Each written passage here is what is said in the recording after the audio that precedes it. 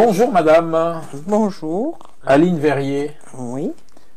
Nous vous recevons dans le cadre des entretiens que nous publions dans la Glorieuse sur notre chaîne YouTube depuis 7 ans. Soyez la bienvenue. Et voilà. Vous êtes d'origine aveyronnaise, vous habitez la Mosson, vous avez travaillé à France Télécom, vous avez une carrière de syndicaliste dans la CGT. Oui. Et aujourd'hui, vous êtes au conseil d'administration d'ACM et présidente de la CNL. C'est pour cela que nous vous recevons aujourd'hui. Donc la CNL, c'est la Confédération nationale du logement, située sur la tour d'Assas, qui va être détruite. Sous la tour d'Assas, voilà. Oui. Vous êtes bien là-bas? Très bien, oui. Très très bien. D'accord. Vous êtes content qu'on l'enlève, cette tour, qu'on la supprime? Vous en pensez quoi? Non, comme j'habite depuis très longtemps à Mosson, ça fait quand même quelque chose. Hein. Mais après, bon, ben, il faut reloger les gens dans de bonnes conditions. D'accord. Et d'accord. Et vous allez être relogé, vous Non, parce que nous, on n'est pas dans. Moi, j'habite pas dans les immeubles qui sont détruits. Non, mais l'association. L'association, on a depuis 3 mois, on a un local en dehors de la tour. À Mosson, sous la tour, oui. Oui, mais si. Avenue Barcelone. D'accord. Mais si la tour, qu'on enlève la tour, ça va pas vous porter. Ah non, pas du tout. Non, d'accord. Ces immeubles-là ne sont pas détruits. Voilà. Donc avant de passer aux questions, je vais présenter la une du numéro 1082 de la Glorieuse. Donc on revient sur une des filiales des ACM. La SERM lorgne sur les territoires pour remplir ses caisses vides. Delafosse veut-il coloniser l'Occitanie? Vous avez entendu parler de ça? Ah ben oui, la fusion, oui. Mais bon, il y a la SERM, 3e, mais ACM. Voilà. Donc c'est aménagement. Donc en fait, la mission de la SERM, qui était limitée à la métropole, maintenant elle s'est élargie à l'Occitanie. Oui. Mais enfin, ACM, c'est pas l'Occitanie quand même. Non, j'ai pas dit ACM, j'ai dit la SERM. La SERM, voilà, oui. Voilà, on revient aussi sur le rapport de la Chambre régionale des comptes. La mer monte, mais le département est insubmersible. C'est un article. On revient sur Saint-Martin, Map Planchon, toujours l'immobilier, tape les pauvres et LFI aux abonnés absents. On parle aussi du nouveau directeur sur la mobilité qui vient d'être nommé, qui s'appelle Jean-Claude Evin. Dans une autre ville, a été embrouilleur de chiffres. Voilà, et on parle aussi un peu de politique, de nos amis les Verts. Mention pleure, mais encaisse l'oseille. Voilà le programme du prochain numéro. D'accord. C'est fourni? Il y en a très pour bien, tous les oui. goûts. Très bien, oui. Alors Aline, je peux vous appeler Aline? Oui, bien sûr. Pourquoi les logements sociaux sont-ils aussi présents dans l'actualité locale et nationale? Parce qu'il n'y en a pas assez. Il n'y a pas assez de construction de logements sociaux. Et par contre, il y a beaucoup d'habitants qui sont dans une précarité absolue.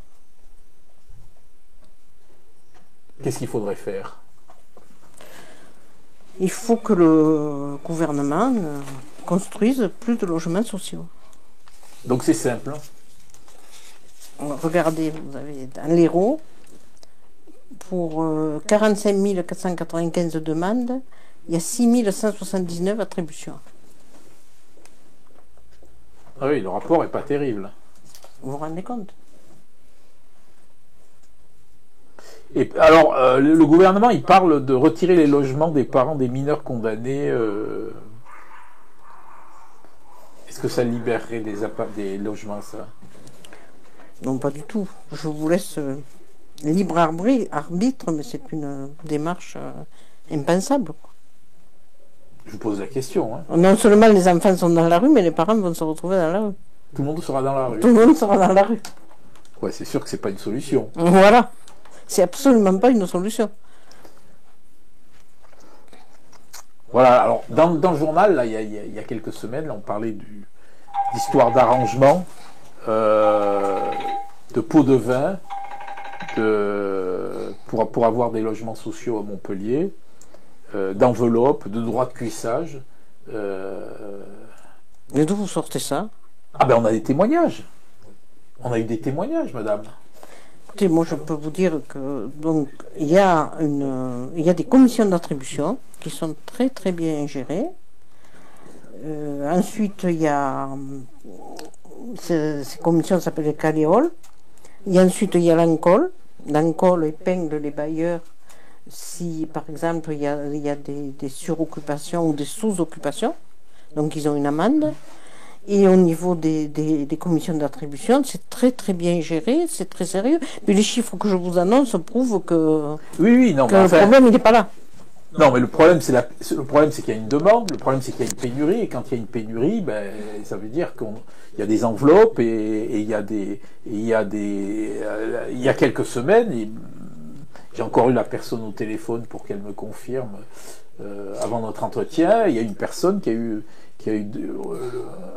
un attributeur d'appartement lui a demandé des faveurs sexuelles. Oui, mais ça, je dirais que c'est un petit peu la mode. Ouais, c'est pas un sujet, quoi. C'est pas un sujet. Et c'est surtout l'arbre qui cache la forêt. Parce que la forêt, c'est ce que je viens de vous dire. Ouais, c'est vrai. Bon, revenons sur la forêt, alors. Comment sont attribués les logements sociaux? Alors, il y a une commission d'attribution qui se réunit tous les 15 jours. Il y a des représentants des associations, il y a des représentants du CA, il y a des représentants de l'entreprise. Et il y en a ACM, il y en a une ACM, il y en a une aérologement. Et je vous assure que c'est fait régulièrement. Il n'y a pas du tout de passe-droit. Il n'y a pas du tout de passe-droit. Non, mais par exemple, je cite Aérologement, parce qu'on a des réunions qu'on appelle des CCL régulièrement, et il y avait un responsable d'Aérologement qui nous disait on avait 1400 demandes, on a donné 2 logements lors de cette commission, lors de la réunion de cette commission. D'accord. Et le problème, il est là. Est-ce qu'il y a un contrôle sur la façon dont sont attribués ces logements? Oui, il y a le contrôle, oui, mais il y a l'ANCOL. Ensuite, les locataires ou les habitants qui demandent, ils peuvent passer en DALO. Par exemple, s'ils sont en sous-occupation, s'ils sont 5 ou 6 dans un logement, un F2, bon, ils peuvent passer devant la commission DALO et on leur attribue autre chose. Bon, la commission DALO, le problème pour les habitants, c'est qu'elle est quand même départementale. Donc, on peut leur proposer à 7, à Béziers. D'accord. Et les gens, ils déménagent facilement pour un logement social? Non, quand même pas. Hein. Après, il y a le problème qui, en ce moment, va très fort, c'est difficile pour les bailleurs. C'est, par exemple, des personnes âgées qui habitaient un F4 quand ils avaient les enfants et tout ça. Et les enfants sont partis, et maintenant, on leur demande de déménager. D'accord. Sauf que ces personnes, elles ont leurs amis, leurs voisins, D'accord. Et combien il y a de Montpelliérains aujourd'hui éligibles au logement social? Éligibles. Alors là, je ne sais pas du tout. Je ne sais pas. Les 45 000 là, dont vous me parlez, là. C'est sur le département. Sur le département. C'est sur le département. Donc il y en a la moitié à Montpellier, à peu près. Oui, plus. Plus, d'accord. Il y a combien de logements sociaux sur la métropole? Alors sur la métropole, il y a ACM qui en a 23 000. D'accord. Et relogement sur le département, 12 000. D'accord. Mais après, il y a les... Alors, ça c'est un peu plus difficile. Il y a les semi-privés publics. Ceux qui sont à la fois logements sociaux, mais aussi qui peuvent être logements privés. Donc ça, ce sont des bailleurs qui sont sur une région, ou sur plusieurs régions. D'accord. Et là, ça représente aussi pas mal... Mais j'ai pas de chiffres. Avec le changement de maire, est-ce que vous avez eu des avancées ou des reculs dans la gestion du principal bailleur social, ACM? Des avancées. Quel genre d'avancées? Disons plus de communication, une meilleure communication. Par exemple? Par exemple, là, ACM a mis en place ce qui s'appelle la grande consultation. D'accord. Où il y a des visioconférences, où ils organisent des réunions devant les entrées des immeubles avec les locataires qui peuvent venir soulever leurs problèmes. ACM est très bien organisé dans ce sens. Le problème, peut-être qu'on peut dire sur ACM, mais c'est pas vraiment, c'est au niveau des prestataires. C'est très difficile au niveau des prestataires. C'est-à-dire que, mais ça, c'est un problème, c'est pas qu'ACM, c'est un problème de société. C'est-à-dire qu'il y a un délai très long pour qu'un prestataire intervienne. D'accord. Enfin, encore que. Pour que les prestataires interviennent quand il y a un Par dommage exemple, dans les appartements. un dommage à l'appartement, une panne chaudière, encore que ça dépend. C'est quoi la CNL? La CNS, c'est la Confédération nationale du logement. Alors, on a le logement, la consommation et l'éducation populaire. C'est quoi l'éducation populaire? Alors, l'éducation populaire, c'est, bon, je vous donne un exemple là, sur la CNL 34. On a un projet, c'est de mettre en place l'aide aux devoirs. D'accord, ok. C'est-à-dire que les mardis soirs, par exemple, on fera l'aide aux devoirs pour les enfants de. Ça représente combien de des personnes adhérents. qui font l'aide aux devoirs? L'aide aux devoirs, je pense qu'on sera 3-4 personnes. On le fera sur mon sort. C'est là où Il y a plus de il y a demandes? il y a le plus de demandes. On va aussi, comme projet, on va ouvrir, donc on va essayer d'ouvrir 4 soirs de 17 à 19 heures sur motion et on ouvrira aussi dans un autre endroit. On va essayer d'ouvrir dans plusieurs endroits. D'accord. Cette aide à l'éducation. Voilà. C'est l'aide à l'éducation, c'est aussi l'explication, ça peut être l'explication des factures, des. Voilà, et puis à Mosson, il y a de quoi faire. Et vous vivez dans un logement social? Oui. C'est pas être en conflit d'intérêt d'être dans une association du logement et dans un conseil d'administration d'ACM? Et au contraire, il le faut. Pourquoi? On ne peut pas être conseil d'administration si on n'est pas locataire. D'accord. Il faut être locataire à ACM pour pouvoir être candidat. Non, mais le fait d'être dans une association et d'être à ACM en même temps, non, mais ce sont et d'être dans le logement social. Non, ce sont les associations qui présentent des candidats quand il y a les élections des locataires. Alors les élections de locataires, c'est quelque chose de problématique parce qu'il y a le nombre de votants diminue d'année en année. On était à 16%, on est passé à 13%. Alors on a les élections tous les 4 ans. Mais alors, il y a très très peu de votants. Très très peu. Donc, bon, c'est un vote par correspondance qui n'est pas facile aussi. Et pour se présenter, pour être candidat sur une liste d'une association de locataires, il faut être locataire chez le bailleur pour lequel on se présente. D'accord. Donc c'est pour ça que, voilà. Non, mais le fait d'être président d'une association et d'être ACM, c'est deux choses différentes. Ah oui, mais ça, c'est pas. Non, ça vous pose pas de problème? Non, ça pose pas de problème, non. D'accord. Est-ce qu'il faut plus construire à Montpellier? Ah, bien sûr, oui. Bon, à Montpellier, le taux de logement social est atteint, mais dans les villages autour, pas du tout. Hein. Parce que, justement, oui, je rebondis là-dessus, parce que enfin, on a fait une série d'articles là, sur Prades-le-Lez, où il y a un taux de logements sociaux qui est en dessous de 10%. Bon, avant c'était Saint-Clément-de-Rivière. Pourquoi ces communes sont au point mort en matière de logement social? Et voilà, c'est là où intervient la loi. Parce que le ministre, au lieu de leur demander, parce que ça, ils ont une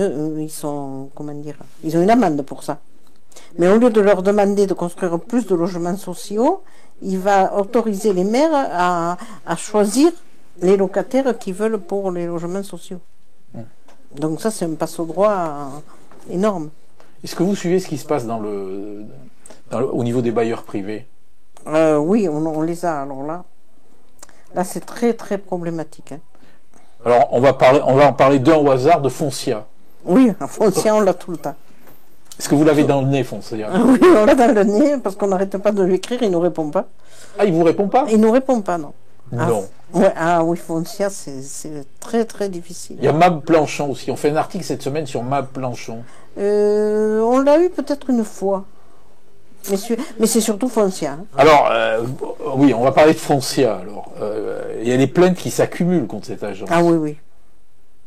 Ils sont autistes ou quoi? Ah, c'est incroyable, il y a de tout. Au niveau des charges, mais aussi au niveau des logements. Parce que le dernier truc qu'ils ont sorti, ils font des appels de charges supérieurs. Ils obligent les copropriétaires à faire des démarches pour récupérer. alors que leur sont des créditeurs. Oui. Vous en rendez compte un peu? Oui, on les a tous là, on les a, mais on n'arrive pas, ils répondent pas, ça finit chez l'avocat ou...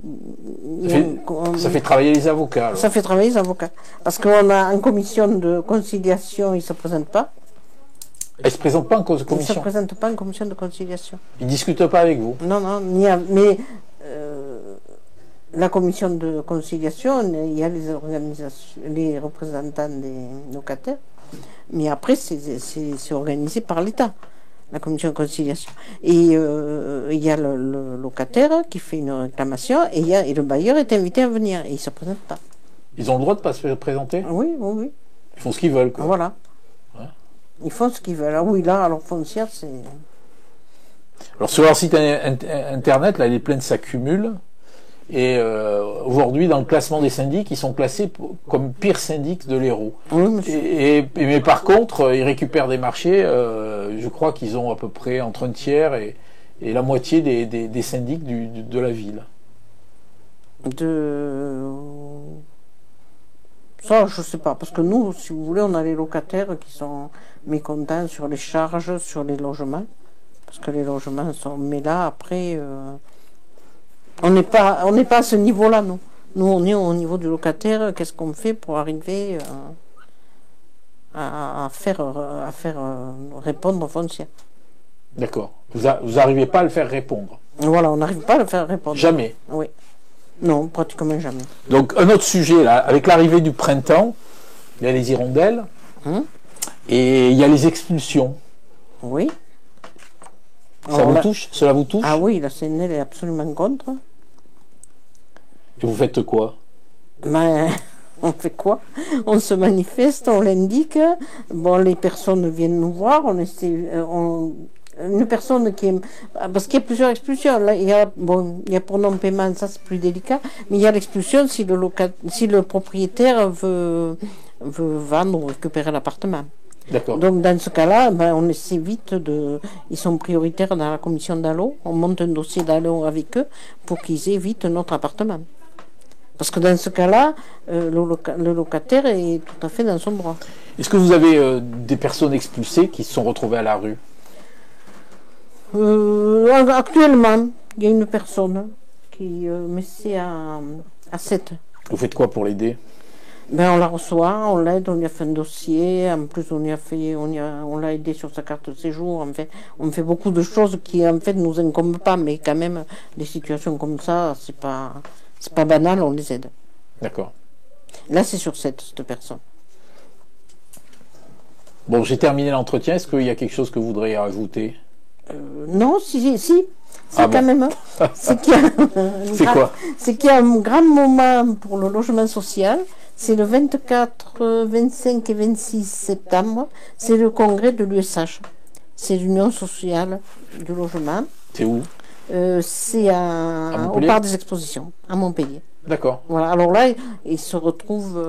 c'est l'Union sociale de l'habitat. Là, il va y avoir les bailleurs sociaux, les élus des différentes associations. Et peut-être le ministre viendra. Alors là, on va lui parler de sa loi. D'accord. Vous allez lui parler de Foncia aussi. Voilà, on va y parler. Je réponds pas. On va lui parler de Foncia, voilà. Très bien, je vous remercie, madame. Voilà.